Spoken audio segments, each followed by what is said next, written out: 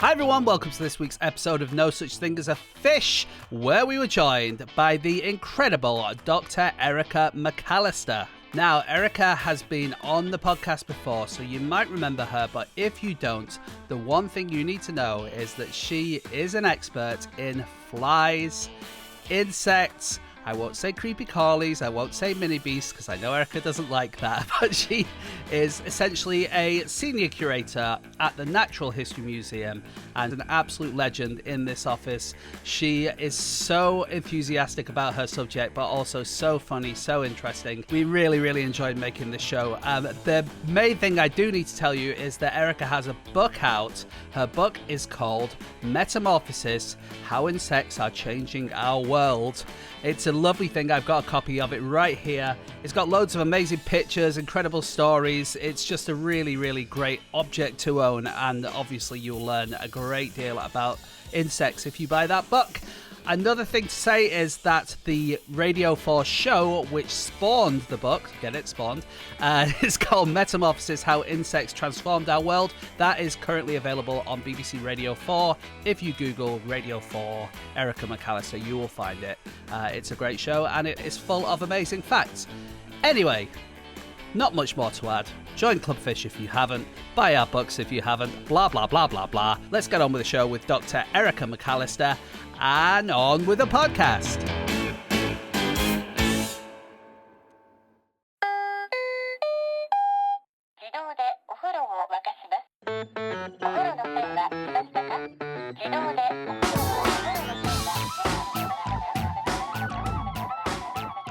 Hello and welcome to another episode of No Such Thing as a Fish, a weekly podcast coming to you from the QI offices in Holborn. My name is Andrew Hunter-Murray and I'm here with Anna Tajinski, James Harkin and Erica McAlister. And once again we have gathered around the microphones with our 4 favourite facts from the last 7 days. So in no particular order, here we go. Starting with fact number 1, and that is Erica. Some flies have tits on the inside. Tits on the inside. Yeah. I mean, do they have to wear bras on the... Well, yeah, how do you tie? Because a bra's tough enough to do up on the outside, actually. I just think it's an evolutionary advantage of them avoiding males, groping them in public. Suddenly, do you think male flies are gropers? Oh, look at how many hands they have. So okay, take your head away from imagining loads of little mammary glands on the inside, but they have this kind of flat surface and they've got no nipples, so it's like a big area. But they do give birth to live young. So they will, instead of like shooting off hundreds of thousands of eggs, they've decided to actually, do you know what, let's concentrate on raising one larvae. And this, yeah, I know. That's unusual in flies, right? It's unusual in insects. Ah. So we generally think of the mammals doing that. You know, let's actually look after just one and go for it. Yeah. Now, this is in the superfamily Hippobossoidea, and they include the things that people would have heard of, like tsetse. Tsetse flies is because tsetse means fly. Mm-hmm. It's another little fact. Oh, very nice. And what is amazing, like the tsetse, when she gets pregnant, because she probably does get pregnant, the larvae, when it's born, can have a mass bigger than her. Ooh. Wow. Oh, yeah. I've seen a video of them giving birth and it is remarkable because imagine having a baby and it's bigger than you. First of all, it seems impossible. Yeah. So what do they then shrink as they get older? Otherwise they just get bigger and bigger and bigger. They go through metamorphosis, remember? I'd forgotten that. Is that a video that they show at Fly NCT? Because I like that idea. Look, this is just to get you ready. Yeah. Now, if you light a lot of candles and play some nice music, it won't be as bad as you think. Yeah. Wow. But you look at her stomach before she gives birth, her abdomen just looks like the radicchio cabbage. You know, Does it properly swell? It is absolutely engorged. It's red. It's got these white veins all over it. Wow. It is just amazing. I mean, she only gives birth about 3 or 4 times. Only is quite something. I know. There, I think I would have given up after one. Yeah. Like... We're actually just going to say one and done. Yeah. We've made a decision. It's easy with the schools. Also, what a great way of putting me off radicchio cabbage for life. Sorry. So one thing I read about specifically the tsetse flies is that the females get a lifetime's worth of sperm from mating once, and then they just use it bit by bit as they go. They kind of Interesting. hoard it. I suppose if you only have one child, a lifetime supply of sperm is just one sperm, isn't it? That's true. So many insects do this, and a lot Okay. of flies. It's called a spermatheca, and it's where they store sperm. They can get rid of sperm. They can replace sperm. Now, this might be a question that you can't answer, but I was really wondering this when reading about it. Really sad, because presumably every shag is a one-night stand. So, bit of a shame there. Yeah, but it's like some of them only live for hours, so it's not even like a night. Okay, fair enough, a 1 minute stand. But then when you've got all this sperm inside you, you want to pick the best one. Do you know how, Yeah. what's the mechanism How on where earth you've do got you sperm tell? within you? No idea. No one's gonna know, are but they? you're beginning to look at this because this is cryptic female selection going on. Mm-hmm. So this is all quite exciting. So the Victorians had this whole thing about, it's always about the males this, the males choose, blah, blah, blah. And it's like, okay, back off. We know this is not the case. We can see it in our own sex. So we're looking at the biochemistry now. We're looking at the hormones. We're looking at that. So her body is trying to kill sperm. His sperm is trying to drug her. It's all sorts of things Trying to going drug on. Why is her body trying to kill? Because her body wants the best. So if she kills off all the weaklings, only the best gets. How does she do? How? Don't know. What was the other thing about them poisoning? Oh, yeah, the males drug the females. Yeah, so his sperm is going to have a load of pheromones in, loads of different chemicals. And so with Drosophila, we know that immediately they've had sex, the sperm makes the female less likely to have sex again. So they are trying, there's lots of sneaky behaviour going on. Some of these flies, so the bat flies, which I really love. So I spend a lot of time running after bats in the Caribbean, which is nice. The female, when she gets pregnant, some of them undertake some extreme morphological adaptations at this point. So there's one that when she gets pregnant, she rips her legs off and she rips her wings off. And then she sticks her head into the bat. And basically most of her body, she undergoes this complete metamorphosis. What does she rip off her last two legs with? Well, she's still, I guess she's got to rip her wings off first. She's done that. The legs, they can break them. So I presume okay. she's breaking them off. But Mother Nature's sort of a lovely solution for this. so she can stick her head in, but she invaginates herself. Like she kind of, I beg your pardon. she kind of wraps her abdomen. Invaginates. She kind of goes like, As in sinks. vaginate meaning sheath. So she kind of like draws herself into her own body. Like pulling herself into a sleeping bag. Yeah. Well, what a chat-up line I've now got. Fancy a spot of invagination. I think that writes crumbs. yourself out of the picture in that shut-up line. You mentioned you were running around chasing bats in Barbados, and I've tried to catch 2 bats in my life inside rooms to get them out, and it's extremely difficult. What are you doing just leaping along luxury beaches after bats in the dark? No, it was in Dominica, and we have mist nets.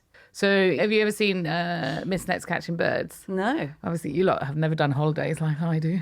So you put up a mist net and a bat comes flying into it. And male bats, they're really obviously male bats. These 2 giant testicles are Nice. straight in your face. And you're holding them open because you're trying to weigh them, sex them, speciate them. And then I'm the little entomologist next door trying to find these little bat flies. So they look like little drunk spiders running all over the bats.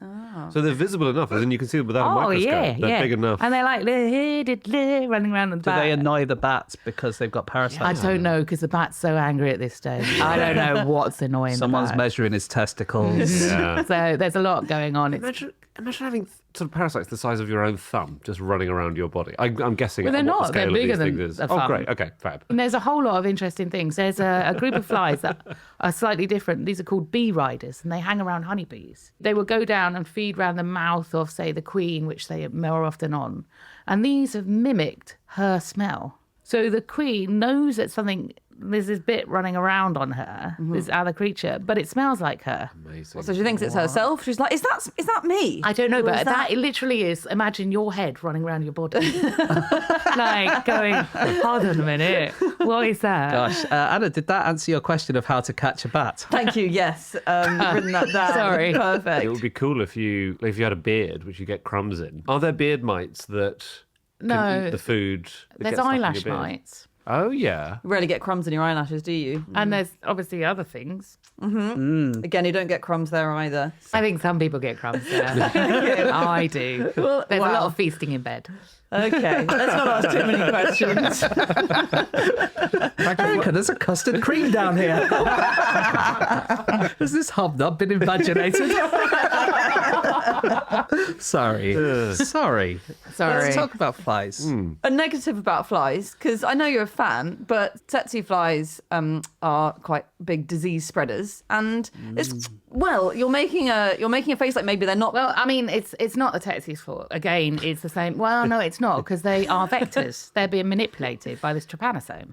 Okay, and their behaviour is altered if they have this within them. If they have the trypanosome is the parasite. Yeah. So it causes them to go into environments and feed for longer, feed earlier, and do all of this. So there is manipulation going on with the parasite. Of course, it's not the parasite's fault either. You're always advocating for the poor flies. Those poor tsetse flies killing millions and millions of people every year. Well, I know, and I'm not taking away from that. But also, there has been a case that tsetse has helped massively with conservation. Because we couldn't go into certain areas, we couldn't take livestock into certain areas, we left all of it. So some of the original national parks in southern Africa were set up because it was like, there's nothing we could do with the land. The indigenous animals were fine because they've got skin so thick. The tsetses were not doing that. Yeah. So there is a case that tsetses are very nice. Here's an attempt to deal with tsetse flies. This is quite a clever one. It's what Zimbabwe did in the 1980s. I didn't know this. There are 60,000 fake cows across Zimbabwe, which you can't tell. You can't tell, really. Well, I bet I could. Depends on how distant Is you are. it like where they take one of those mobile phone masts and try and make it look like a tree? exactly and actually like it just looks like a green mobile phone mast. Yeah, it's exactly that, except you're trying to lure people into the mobile phone mast to give them a shock to blast. Basically, they have these pheromones. I hope I'm pronouncing it right. These are chemicals that tsetse flies love, and they lure them in, and then they kill them with insecticide, because these fake cows also ooze insecticide in some way that I don't fully understand. But they brought cases down to almost zero in Zimbabwe. So we tether cows often and put nets over them because they are really good lures. So there's various different sampling methods using that. They've done this with rabbits, chickens, all sorts. Put them in boxes, chicken's head poking out. Wow. It's better than awful. human bait, which is another way we do it. Have you stood in the middle of a net with arms out? People I know have. Really? And so it's human bait. So every hour they would stick their hand out and let all the mosquitoes feed on them. Oh, yeah. And they would do this. Can I ask, Erica? I'm one of the people who, when I go on holiday, I get bitten really, really badly, and my wife doesn't. So these people who are the human baits, do you look for people like me to do it? As in, are you looking for people who are just... people who are tasty? No, I think we just ask and hope that someone does it. Because... Right. Beggars can't be choosers. We're in looking that for someone to lure in the incredibly rare North African penis-biting fly. Are you willing?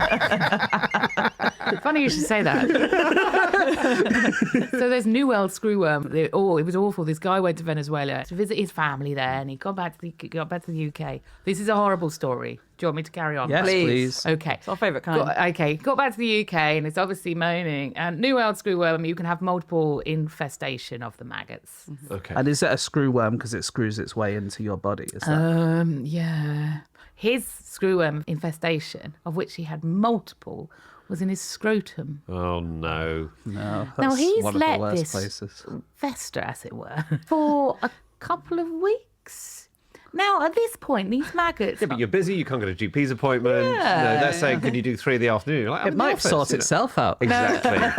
Well, they eventually will, because they will pop out by themselves, but you have to put up with a writhing maggot mass Discomfort. in your scrotum. If I Googled that and it was like, it will eventually cure itself, I can imagine being the kind of person so lazy, I'd be like, you know what, I'll deal with it. I just don't think you would. Now, I'm not a male, so I do not have them, but I think if my scrotum was moving by itself, I would be tempted to do something about it. Can I ask a question? Did his scrotum still smell like him? I didn't know. That was obviously... I don't think that was written in the Because scientific they are. paper. They do. They don't move exactly by themselves, but they're certainly... What do you mean? They move more than the rest of you. If I'm running, I and see, then, we're if talking I'm about- running and then I stop... It keeps running. And you have to... That's when Andy runs the 100 metres. He actually only runs 99.98 metres. Stop dead. Wow. And get over the line that way, yeah.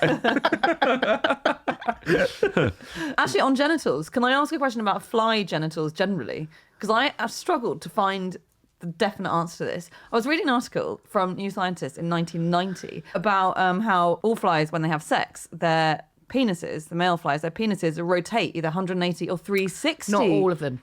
Okay, but some of them do. Yes. So it sounded very interesting and cool. So when I rear up mosquitoes, when the adult males have hatched, we leave them for 24 hours because their genitalia has to rotate 360 degrees to be in the correct position. Yes. Yeah. Wait a minute. Because if it rotates No, 360 it's not degrees... in one. It doesn't just do that. It moves down and round. So it's not like So the you- hand of a clock moving No, 360. so no. But it does wrap itself internally around their other organs, I think. Yeah, when it there's a rotates. lot of wrappage going on, Ouch. but not all of them rotate. And you can see this because some of them will copulate in a missionary, or doggy style, as it were, fly style. And others, a female would drag the male along behind her.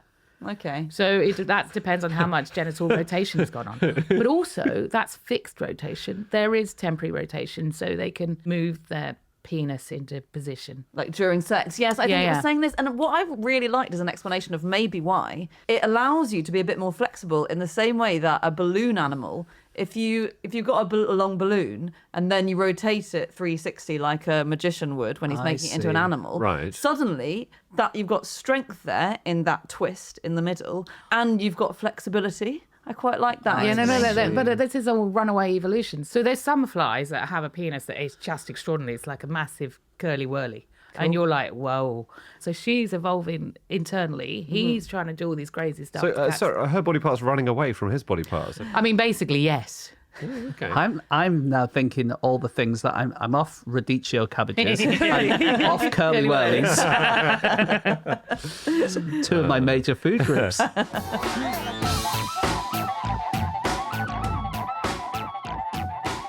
Stop the podcast! Stop the podcast. Hi, everybody. Just wanted to let you know that we are sponsored this week by LinkedIn Jobs. That's right. Do you have a business and are desperately looking for the perfect candidate to get into that role? Well, good news for you. LinkedIn exists, and not only does it exist, but 70% of all LinkedIn users don't even look on other sites for their jobs. So the best people are hanging out in one location for you to find. That's right. If you have a small business, you are wearing a lot of hats. You don't have time to become a full-time recruiter. LinkedIn is looking for ways to make the process easier. And the good news is that 86% of small businesses that advertise on LinkedIn find a qualified candidate within 24 hours. That's fast. That's so fast. That's so good. This is going to be great for your hat business or whatever Andy was talking about. So if you want to hire professionals and you want to make sure that you get the perfect person as quick as possible using various numbers of different tools to help you narrow down the perfect candidate, then all you need to do is go to linkedin.com/fish and post your first job for free.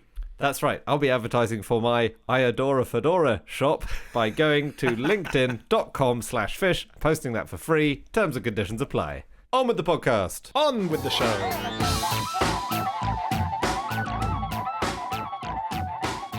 Okay, it's time for fact number 2, and that is Anna. My fact this week is that the oldest rum brand in the world was founded by a man named Cumberbatch Sober. Ironic. Yes. That's what we're I've never going heard Cumberbatch as a first name. Sorry to completely distract from the sober element of his No, name. I've never heard that Cumberbatch before. was a crucial part of the fact as well. Okay. Me neither. I'll be honest, I'd never heard of it as a surname until Benedict Cumberbatch Well, that's came a good along. point. Yeah. It is a relatively uncommon name. Yeah. It's a funny word, Cumberbatch. Anyway, this is Mount Gay rum, and it's probably been producing rum since 1663. It was, and I've sort of cheated on this fact because it was originally called Mount Gilboa, and then it was taken over by the Sober family.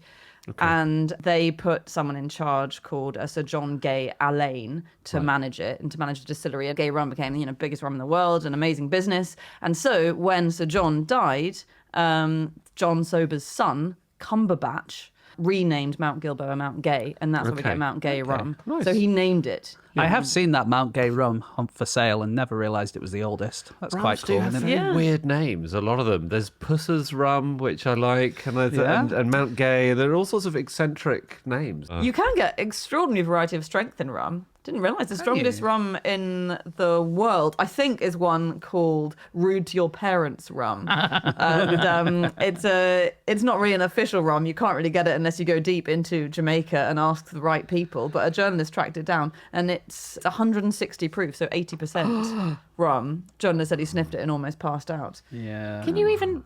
I mean, that's what we're preserving insects with. Yeah. I mean, this is like... Is Maybe that they use it really? for that as well. I don't think we know where rum comes from for sure. The word rum. Because there was a drink called rumbullion, which was made from boiling sugarcane stalks, which is the leading theory, and that sounds pretty convincing, to be honest. But there was also a pirate drink called Bumbo, which I really like. Nice. That was yeah. But definitely came from the Caribbean, right? Yeah. And it was from sugar plantation owners who had this kind of molasses, which was leftover black sticky stuff, and they would add water to it and then leave it to ferment, and it became rum. Yeah. But I read in Greg Jenner's book, which is A Million Years in a Day, that they would add dead animals or human urine to their wash. There you go, to preserve them, as Erica says. Was it entomologist? To preserve your urine. I think you're preserving the dead animals, but yeah, sure. What's that? Apparently, the idea is that it would stop the enslaved people who are working on your plantation from drinking all of your rum.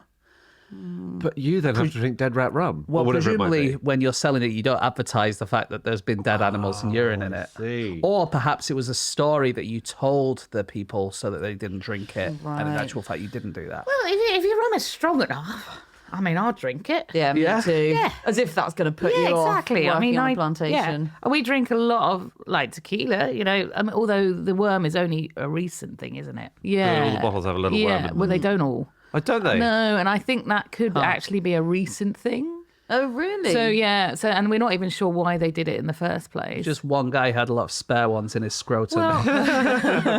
Do you know what? I've been handed. My friend went walking and found a load of ticks all over him. So he had a tiny little whiskey bottle. So it's now in whiskey, and I haven't had the heart to put it in the collection because it looks so cute. And his only label he had on him was a plaster. So it's handwritten on a plaster that's nice. where on his body it was and where he collected it in this little miniature of whiskey. So he's preserved it in that. How late and desperate into the night would it be before you decided that this was the last that drink you in could the drink. house? Yeah, I've got a lot of those bottles. Can I tell you a bit about Navy rum? So this was the big thing in the Royal Navy. It was all sailors got a tot of rum every day. And in fact, it wasn't a tot. It was about half a pint a day of rum. And this was, this was great. And then until in 1740, it was watered down from that point on, by 1 to 5. So you did get your rum still, half a pint, but it was watered down with 2 pints of water. So it was a bit. Okay, it's a bit so you were weaker. getting 2.5 pints worth of stuff, were you? Yeah, it was called grog, this Grog, sort of yeah. mixture. And basically, if you were a senior officer, you were allowed to drink your rum neat because you were probably a trustworthy chap. And if you were on the rest of the ship, An able seaman. exactly untrustworthy, you'd go on a bender maybe, you'd save it all up, and that you'd like steer the ship wrong. Anyway, so they had it watered down. And basically, this is the amazing ritual they had. The officer of the day, the master at arms, the supply petty officer, and the butcher, no idea what he's doing here, they meet at the ship's spirit room, they unlock it, the butcher inserts his pump into the bunghole, and... I'm sorry, what? Come on, steady on. He imaginates the barrel. He draws off the ration, which is then transferred to a small breaker, which is spelt barrico, but pronounced breaker. So that's then padlocked and then carried to the rum tub. Right. At which point, you've got the rum tub is now full of the day's rum. Then the rum call is sounded on bugle. Everyone gathers and, Then each mess, let's say the four of us would be a mess. We would nominate a mess man. Let's say James is the mess man. Yeah. James goes up, gets the rum for all of us, carries it back in his rum fanny, which There's the imagination. is a large egg-shaped container for our mess's rum. Right. And then while we're drinking it, we sing a special song called Nancy Dawson. Oh, yeah. I know the Nancy Dawson Do song. you? I I think we didn't might have know I mentioned had it before, actually. really? Okay. Maybe we have. But I think it is the same tune as Here We Go Round the Mulberry Bush. Oh, okay. And it was about a famous sex worker called Nancy Dawson. really? And every verse is ruder and ruder than the last one. I've got to learn that version of the Mulberry Bush. I'm very bored of singing the other one. Do you know why it's called grog? I didn't know this. But it's because for international listeners, grog is sort of what we call general alcohol now, quite often. Oh, yeah, a we glass do. of grog. Yeah. Not if you're of a certain age, perhaps. Live in the deep, deep countryside as well. You don't get many orders in the sort of London cocktail bars I frequent No, for no. a glass of grog. for £12. Gin and tonic, a half of... Here's my rum fanny, so just top that up. And then a round of Here We Go Round the Nancy Bush or whatever it's called. No, it's because, as Andy said, in 1740 the rum was watered down because people were a bit worried that sailors were getting out of control or being irresponsible, and it was watered down, diluted by a chap called Admiral Vernon, who was an admiral, and he wore this big cloak which was made of a special fabric that happened to be called grogram, so people used to call him Old Grog. And that's one of those nice etymologies where we just know it comes from there. Yeah, because it And- sounds fake, but it's not fake. Yeah, I mean, he just wore this cloak. They called him Old Grog, so they called drinks grog, and we do to this day in some parts of the country. Do you know what grog blossom is? No. Have a punt. I think you already know it, Dave. I do know it, yeah. Is it also to do with Admiral Vernon? It's Did to he do have with a this case of meaning- genital warts or something? It's higher up. Okay. It is a your bodily nipples. condition. It's even higher. Even higher than your nipples. Yeah, strike north. Is it My your hair? nose? It's your nose and your cheeks, your basically. countenance. Oh, It's- that makes it's sense. the ruddy red. Ah. It's all where the blood vessels have sort of given up the ghost. If you've been drinking the a lot for a port long nose. time. Yes. Yeah, exactly. It's Okay. that. It's in grog Gross, blossom. that, isn't it? Gross's dictionary. I read Gross's dictionary for some other rum words because, like, we were talking before the mics came on about whether we say the word rum to mean, like he's a rum bugger, we would say in Bolton, for instance. Dodgy rum. I'd say that's a bit rum. Yeah, I That's would. a- I would but- use it. Yeah, But you would say rum in that sense to mean bad, right? kind of a bit dodgy. Yeah. But same. it did used to mean more like good. Like rum. Oh, that's, so your rum peepers would be very expensive glasses. You mean spectacles? Spectacles, yeah. Rum drawers, do you know what they were? DRAWERS. They're where you smuggle your rum out of the rum shop in your drawers. Another drawers. word we use in the countryside. Yeah, We're well, you're on using the right kind of drawers. It's silk or other fine stockings, were known as rum drawers, and rum gaggers. Do you know what a rum gagger was? Rum gagger. someone who can't hold their drink. No, it was someone who would tell wonderful stories of their sufferings at sea or when taken by the Algerians. And That's specific. If I had a nickel for every... well, and they would tell these stories and they get your confidence, and then they would swindle you. The Oh. rum gaggers. Right. Okay. I found a thing which is in your wheelhouse, Erica, which is related to rum. Can you have a guess? So related to insects, we're thinking. Yeah, and are these things insects? Oh, God, I Okay, hope they related are. to insects / Related arachnids. to They're animals. certainly creepy crawly. Mini Yeah. beasts, they call them. Oh, Don't they, don't these use days? either of those terms. Okay. I don't like either of them. I Well, like creep- mini beasts. It's a bit, Well, it's a bit cutesy, but it's for beast. children. It's still beast. Oh, so that's negative. Yeah. negative I just think the connotations. negative word Should be mini great guys. Yeah. Beasts. I like mean, beasts. beasts are exciting. But we you don't. know, We don't say big beasts. We don't say like. I do. Well, I think like. I Well, think okay, we beasts can all the claim time. beasts are a good Handsome- thing. Handsome beast. Another one that we use alongside rum and grog frequently beastly. in the wilds of Huntingdonshire. Okay, I'll tell you. Okay. It's the Isle of Rum. Yes. This is off Scotland. Yep. And it is home to the biggest something in the UK. Oh. It's got a huge population of red deer. Might it be something that lives on a red deer? Well, I'd be very surprised because these are the largest worms in the UK found on rum, the Isle of Rum. They're 3 times bigger than your standard worm. It's basically like Dune, the Isle of Rum. It's like they're huge. These worms, Yeah. they're just worms, are they? Or are there's they no different such thing types? as just. Just take that away. Oh, the Jack, how could you earthworm say that? specialists in the Okay. museum right now will be having kittens thinking about you saying just worms. Just kittens. Are they common or garden worms? They are. They're standard earthworms. They're earthworms, but the reason they've grown massive is that I know, hold your horses, Erica. There are no predators. It's island gigantism. It's island gigantism. The soil is very fertile. The scientists from the Uni of Central Lancashire they apparently discovered very large worm burrows. I don't know how large, but they're big. Like badger sets. Pretty much. And they might be living for up to 10 years. And a normal worm lives 2 years on the mainland. The natural predator of a worm, I would say, is the early bird. That's right. So, do they not have birds on rum then? Well, because it's further north, it gets light later, so the early bird can't see what it's doing. Do you know what splicing the main brace is? Is it where you have a rope and you cut it so that it...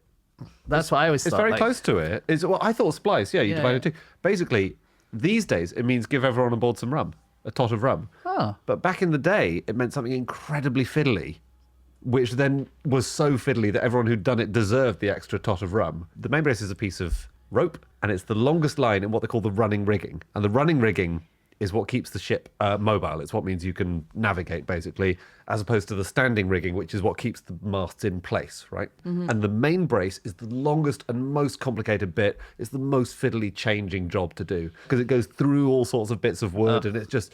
You know, you have to. Oh God, it's just so fiddly, and so that's what means it. So That's what means it, is it? That's what means That's it. what means it. Sorry for using my nautical terms, but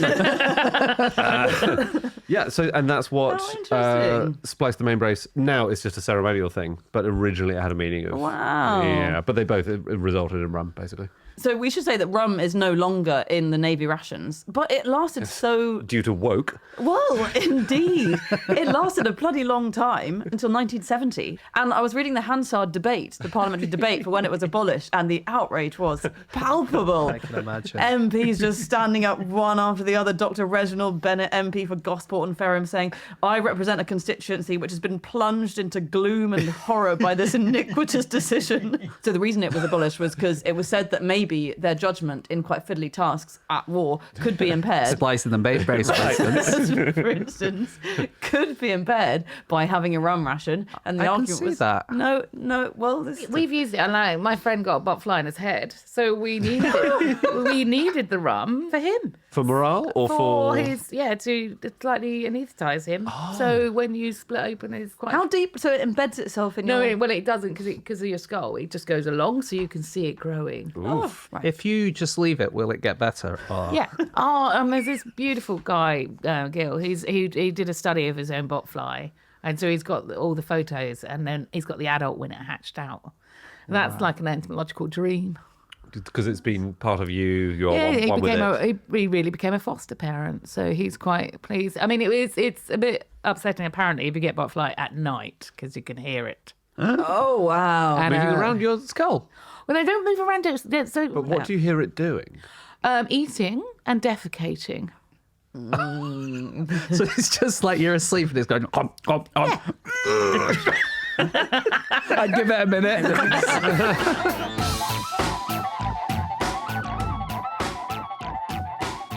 Okay, it's time for fact number 3, and that is James. Okay, my fact this week is that the Amazon rainforest is man-made. No, not having it. Is it sort of a No. it's all plastic? Yeah, it's all mobile phone masts. So I bring this up because Erica's just come back from the Amazon. But the basic argument is that the Amazon's home to 16,000 trees, a species of tree, but 227 of them cover more than half of the forest ecosystem, which is suggestive of people deliberately planting them in certain places. Okay. There seems to be 2 distinct layers of soil in the forest. The bottom layer is kind of the normal stuff you find around there, which has got quite poor fertility. But then there's a top layer called terra preta, which is like some kind of super soil that's made with like burnt charcoal and stuff. So it's as if humans have made that. And the more kind of deforestation we do, thank God we're doing this deforestation, because we find evidence of farming societies, of human structures, of artifacts. And even recently, they've been doing laser technology from the air, and they're finding earthen mounds hidden and lots of what they think are ancient roads that go in between all these places where people lived. And there is historical evidence that when Europeans first arrived there, they said that lots of people were living there. And now, of course, very, very few people live there. So that's the argument. I buy it. Yeah? I absolutely Yeah. buy it.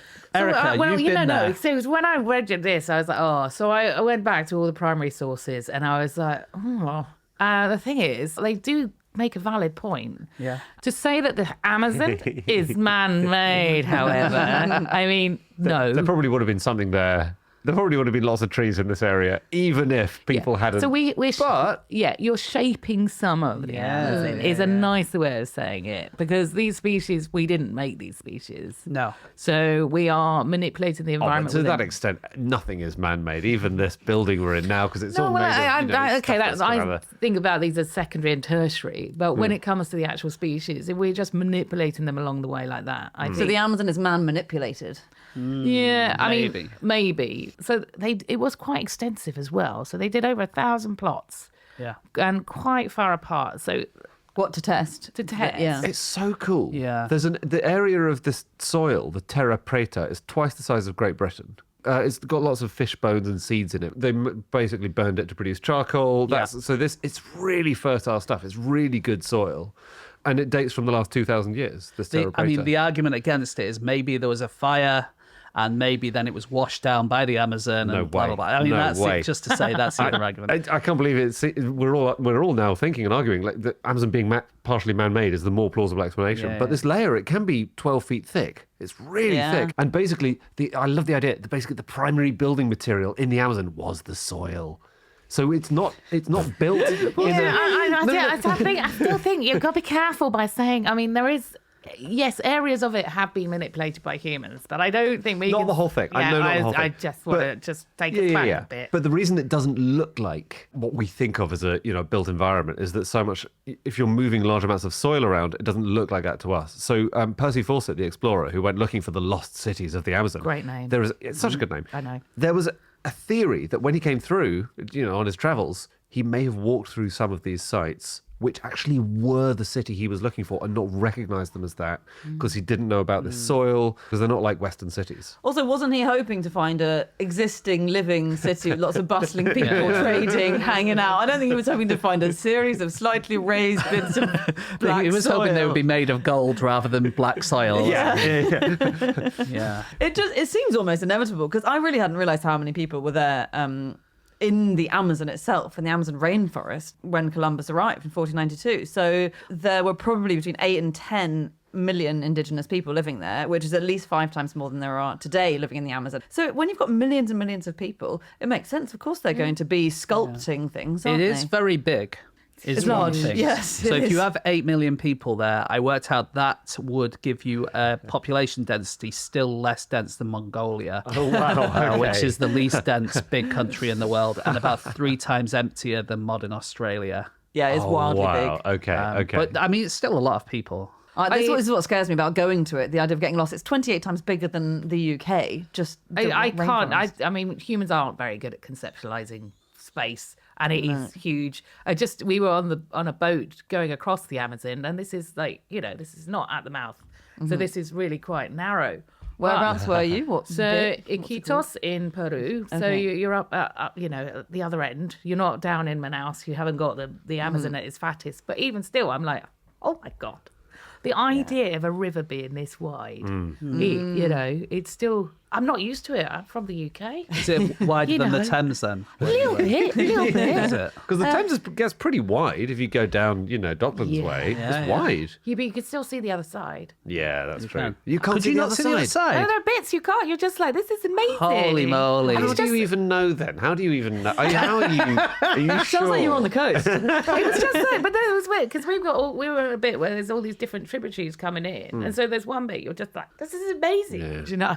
Well, we did throw a tarantula in, but it's all right. 'cause You we threw a weren't- tarantula It wasn't in? on purpose, and I didn't do it. I'll have you noticed, but it was one of the students panicked, a tarantula on him. So she just threw it into And the Amazon. died? No, it swam off. So luckily, yeah. I'm amazed tarantulas can swim. And do they swim like an underwater breaststroke? Surely crawl. It's going to be more like the butterfly, I presume. Yeah, okay. That's good.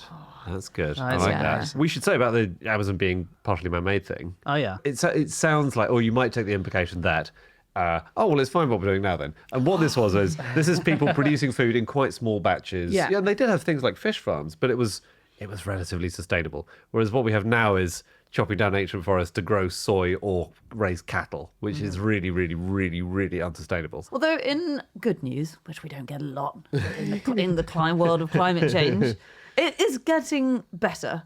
As in, I mean, I don't think we make enough of a big deal about the fact that Bolsonaro left power and Lula came in. Given the awful damage that he was doing, you're looking sceptical, but there's no question that he's better. No, so the deforestation in Brazil has halved. Halved in 2023. But in fact, halved. This is, again, see the figures.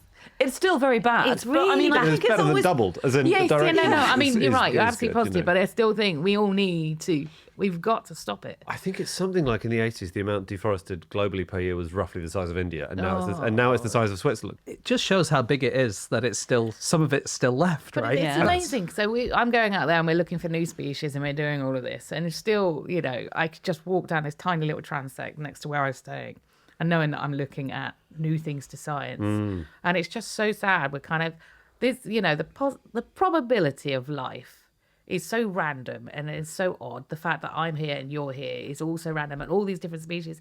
And this is the only proven bit of life, this planet. And yet we're hell-bent on destroying it. And it's like, come on. It's an amazing thing. This is my favourite discovery of the Amazon. We caught this stick insect. And my friend was like, well, the woman who got it, and she was like, Erica, what's that? It's got an egg on it. And I'm like, oh, it's this midge. And this midge feeds on the veins of the wings of this stick insect, and it's engorged. It's engorged. Now imagine growing your abdomen to the size of this table. Like Mr. Creosote is the only thing I can think of but Mr. Creosote would have to be 4 or 5 times bigger to be this midge. Anyone else not know? No, I'm afraid I don't know. That's a Monty Python sketch with the guy who's just had a huge, great meal. One more wafer thin meat.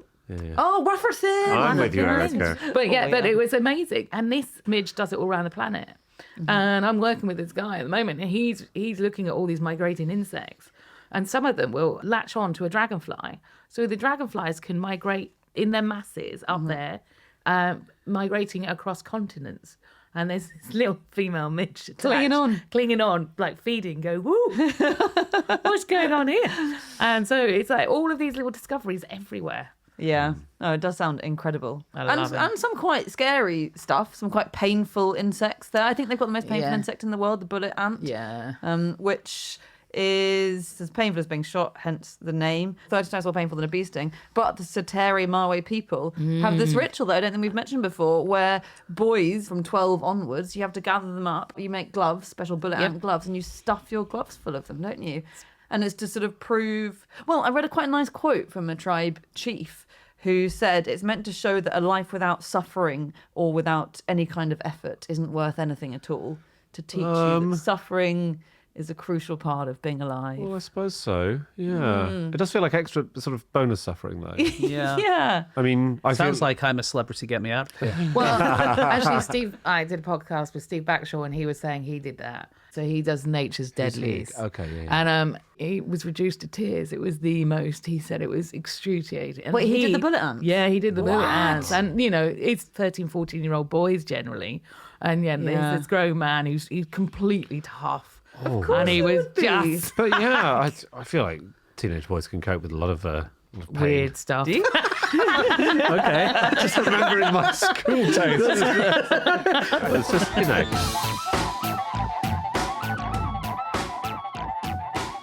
Stop the podcast. Arrête le podcast. Merhaba, Andy. That's hello in Turkish. Lovely. Yep, I just got back from Turkey, where I failed to learn that word and thus was unable to say hello to anyone. But had I been using Babbel, I absolutely would have nailed it, because that is who we're sponsored today by. It is Babbel. That's right. Babbel is an absolutely fantastic language learning app. I'm using it at the moment to brush up on my French. I don't even have a trip planned to France. It's really fun. You can learn for 10 minutes at a time. The lessons are in these lovely, easy, bite-sized chunks, and they include all sorts of elements even within those 10 minutes, whether it's speaking or listening or writing sentences or listening in on real conversations in whatever language you're learning. It's a great way to broaden your horizons. We really recommend it. That's right. They have advanced speech recognition to help you improve your pronunciation. Ooh, I should use that for English. Yes. Also, the lessons are complemented by cultural insight. So they make learning the language not only lively and enriching, but you get an understanding of the country you're learning the language of at the same time. And you've got 14 different languages to choose from. Everything from Spanish and French and Italian and German, all the way through to Turkish. So if you would like to use Babbel, you can get 6 months free if you purchase a 6-month subscription. All you need to do is go to Babbel, BABBEL.com/play, put in the promo code no such thing, and you will get an extra 6 months for free. That's right. So head to babbel.com. That's BABBEL.com/play. Use the promo code no such thing, all as one word, and you are going to get 6 months free with a purchase of a 6-month subscription. Okay, merhaba. Really should have learned how to say goodbye, but there we go. On with the podcast. Merhaba bye. On with the show.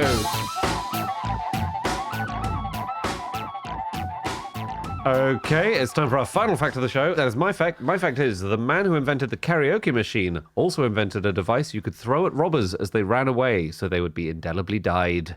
Oh, dead. Dye? No, Oh, sorry. You cover them in dye. Oh. So this is a guy who's called Shigechi Negishi, and he has just died. Oh. And again, I'm using the died word to mean he's passed away this year, aged 100. He was born in 1923. Amazing. Wow.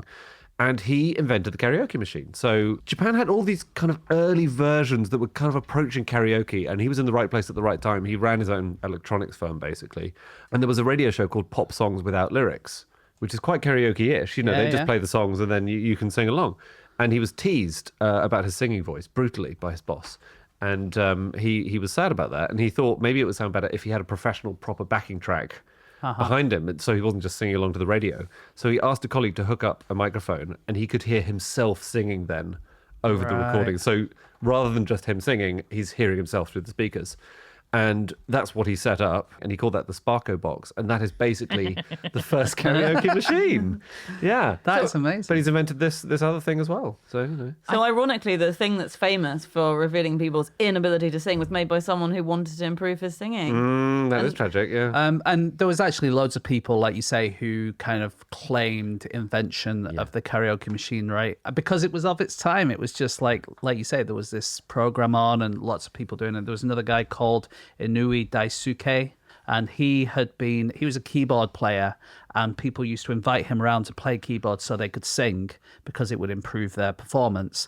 And then so many people were asking him that he thought, well, maybe I'll come up with a way of recording my keyboard playing, and then people can use that as a backing track. But he also invented a cockroach repellent. So he was also a double inventor. It's so interesting. People who... How did you repel cockroaches? Uh-oh. That's a great question. He's in trouble now. No, it doesn't. I don't know is the answer. But the problem was that his karaoke machines were getting infested by cockroaches. I know it's not the cockroaches' fault. I know that they just like karaoke machines, but they would get inside, build nests, and chew on the wires. Have you not seen Joe's Apartment? Whose apartment? Sorry? Joe's Apartment is the film with the singing cockroaches. No. No, it's this tenement building in New York, and the guy moves in and the whole place is falling down. So the cockroaches all start helping each other, but they're always singing. So maybe that's why they were That's his in the karaoke inspiration. machines, because they really liked it. This is pre-Ratatouille. Yeah. It's like a much, I'm sorry, less cute version of Ratatouille. I'm sorry. Singing cockroaches. Can I ask, Erica, we were discussing before the mics came on about how if you read a book or watch a movie where it's not entomologically correct, you don't enjoy it quite as much. Okay, right. Jurassic Park, when it came out. Okay. Yeah. No, Those insects were massive. yeah. Okay, we ignored the dinosaur bit. We just let that go. But when they had old Dickie with his little stave and it had the mosquito in it, the first scene of that is not a mosquito, it's a crane fly. No. And I'm like, oh, God. And then they do show a mosquito and it's a male. And we're like, no, because males don't collect blood. And it was so big, we think actually it was a toxicrhinitis, which obviously you all know that even the females don't blood feed. So we were like in entomological rage. Almost every film that you ever watch would have a fly or some sort of insect in the background, even just flying around, right? So really every film should employ an entomologist just to make sure. Yeah. You should come up with a website, FlyMDB. Yeah. And that would fly some movies, yeah. Back to karaoke, Oh, yeah. quickly. Are you guys karaoke fans? I do. I love karaoke. Do you? Yeah. What? Well, no, I mean, these days, now that I have a child and no life, I don't do it so much, but I certainly used to do it I used to do it every week. God, you've never Me and- invited us, and to be honest, I'm okay with that. Me and Jenny Ryan from The Chase, we used to do duets. Really? Yeah. We got asked in Australia to leave a bar because we weren't respecting the karaoke. Oh, really? Yeah. What do you mean? But we were laughing too much. And it was very much, will you go? You were This is very- breaking Oh. into the machines, getting the cockroaches out. Yeah, weren't we you? were just not Be free. respecting because it is really serious. They do take it very seriously in a lot of seriously. Asian countries. Yeah. And what I found really interesting is that it's particularly huge in Japan, of course, where it was invented and, everyone still does it. And it's also very big in Europe, certainly, and I think outside of Asia, it's biggest in Finland. And I was reading an article about this, and lots of people said the same thing, which is that both of them have populations that are quite reserved. Or the Finland one was saying that Finnish people tend to be quite reserved, and a lot of the Finns who love karaoke were saying it's kind of a way of going out without having to spontaneously communicate with each other. Because you can go out and you just have to do this other I thing. see, like doing a pub quiz. That's a very Exactly. good. I do like that kind of activity. There you go, like a game. One which replaces proper communication. Communication, Yeah. talking. Yeah, Exactly. What does karaoke mean? Means empty orchestra.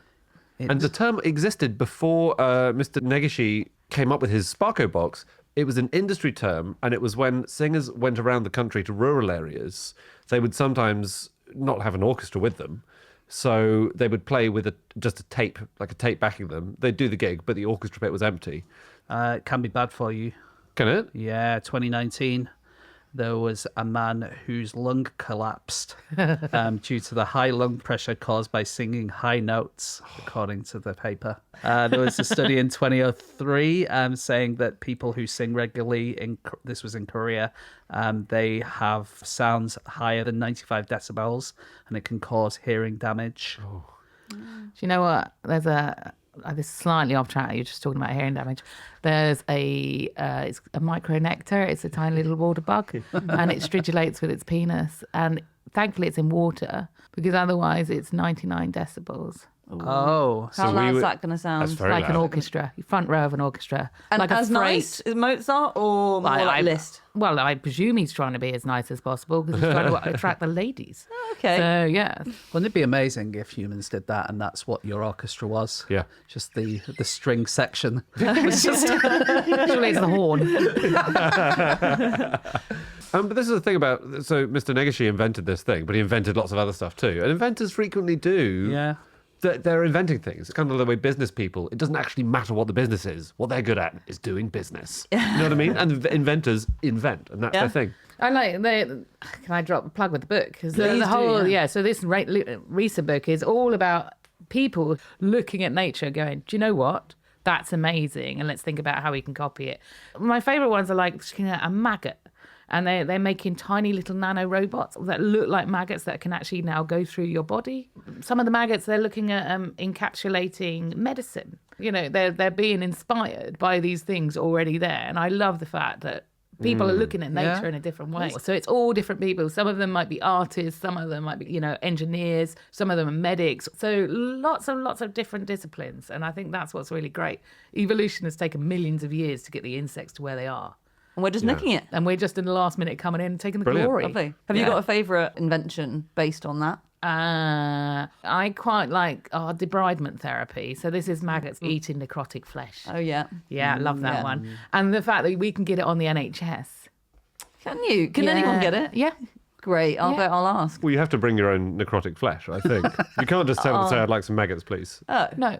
And they come now in little tea bags. So because people get offended by maggots crawling around their flesh. I prefer loose leaf. I know. Loose leaf I'm so maggots. waitress. I read the other day that Venus flytraps, which you probably hate, Erica, because they eat flies, but they will also eat human athlete's foot skin if you feed it to them. No. Someone tried it and it worked. But they won't, you can't put your foot in and then pull it out an hour later and it's eaten the athlete's You mean foot like off. those fish that nibble Yeah. yards? Exactly, yeah. Your shopping centre experience went really badly, didn't it? Lots of people. But no, that is, I think you'd need to wiggle it about because the trap won't close unless it thinks it's an insect, Yep. right? So Right, you okay. need to get a piece of athlete's foot skin off your foot, wiggle it around so that it closes on it, but it will digest it and it will eat it. Cool. Oh, useful. Can I say to you my favourite inventor? Yeah. Arthur Fisher. So he died in 2016. He had 1,100 patents to his name. Wow. And his main thing is the Fisher wall plug. So you will know what this is. It's that little plastic wall plug that you drill a hole, you stick the plug in the hole, and then you can put a screw in. Yeah. And it means you can hang things off a wall, which you couldn't if you just shoved a screw in, because screws don't work like that with plastic. Yeah. This man is a hero. I just think he's great. And I didn't really realise that had been invented by someone, but it was. It was by him. Did he have any? Is that his only one? Have you read the full 1100? Or I've read a few more. I read a couple of obituaries. So he also invented, I like these too, edible building blocks for very young children. So just in case they try to eat. That's a great So idea. it's like Fraggle Rock. Yeah. They just, you With can. the diggers, they build all these buildings and the Fraggles would just eat them. Exactly. Is You it? know, It's watch exactly like Fraggle that. Rock. I love Fraggle Rock. Don't worry, Erica, we're on the same page. Thank God you got Andy here to understand all your references. Thanks. You've done several of them today. Thank you for that. And the other one of his, which is one of my favourites, is a plastic egg holder which could be stretched to fit any standard size egg. Not Waitrose extra large. So you can go from a goose to I don't think ostrich? a quail. I don't think again, I think standard size probably means hens. Just hens. Yeah. But I mean, what a thing. Was the world crying out for that? I wonder. I've never found my egg cup is not sufficient. It's probably lower down the list of his 1100. You know. Yeah. That's really cool. yeah. Erica, have you ever used a pooter? Oh, yes. I have. I use a pooter a lot. We have to be careful where we use the term pooter because if any of you speak Spanish, there's a very different meaning in Spanish. Does it? It's an insulting term for a lady. I It's a believe. lady of the night. Oh, of course. Oh, like yeah, puta. yeah. And so when I was in Yeah, Honduras and they're like, where do you get in your suitcase? And I'm like, 13 putas. And they're like, what? And I'm like, yeah. And I give everyone their puta. What is a puta? It's an aspirator. So And a follow-up question there. it enables us to suck up insects. You suck a straw thing. straw.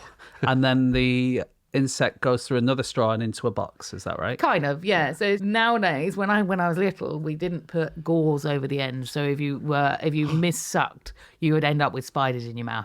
I only bring it up because it was invented by a guy called Frederick Poos, Brilliant. named after him.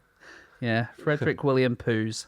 He's another one, just for your information, Erica. Andy collects names of people that are verbs, and Frederick Poos is one. Short that- sentences. That's Short it. Sentence sentences. people. Yeah, Frederick Poos. That's absolute slam dunk. Yeah. My favourite author who wrote the book on the cow dung community of invertebrates, his name's Peter Skidmore. Which That's always, great. Yeah, which always makes me giggle.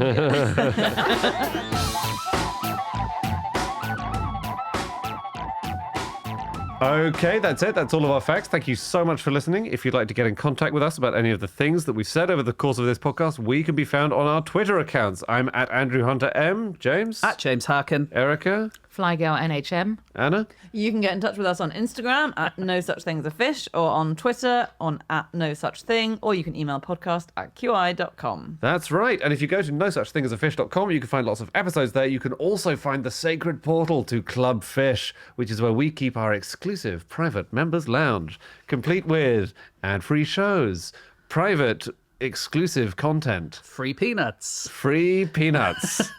So many peanuts. It's really fun. Clubfish is great. If you haven't joined Clubfish, what are you waiting for? Go and join. Right. What is more important than that, Andy? Buying Erica's book. Yes, and Erica, what's it called? Metamorphosis. How insects are changing our world. Make sure you put the last bit in, otherwise you might get a Kafka novella. Oh, yeah. Yeah. Or some Ovid.